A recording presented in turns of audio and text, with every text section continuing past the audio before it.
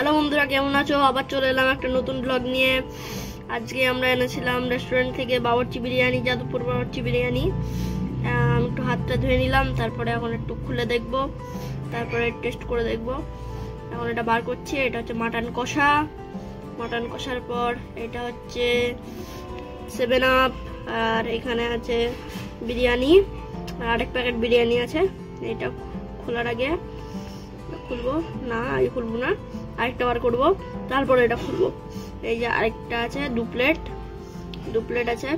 তারপরে এবার আমি এটা খুলবো, খুলে আপনার দেখাবো।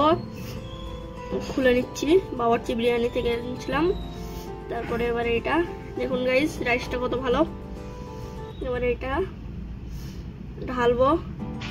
এর আগে এটা খুলে নেবো মাটন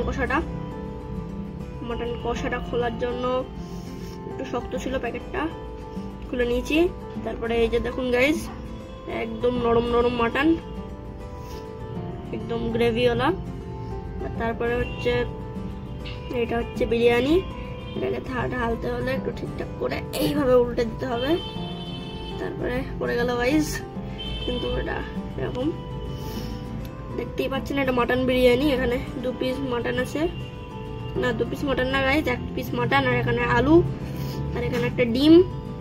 মাটনটা অনেক নরম, দেখতেই পাচ্ছেন গাইস, পুরো ছিঁড়ে ছিঁড়ে পড়ছে, তো নরম। এই যে স্যালাড, আর এই যে ডিমটা। এবার গাইস আপনাদের দেখাবো খেয়ে। এটা হচ্ছে মাটন, খেয়ে দেখাই আপনাদের গাইস, খুব ঝাল।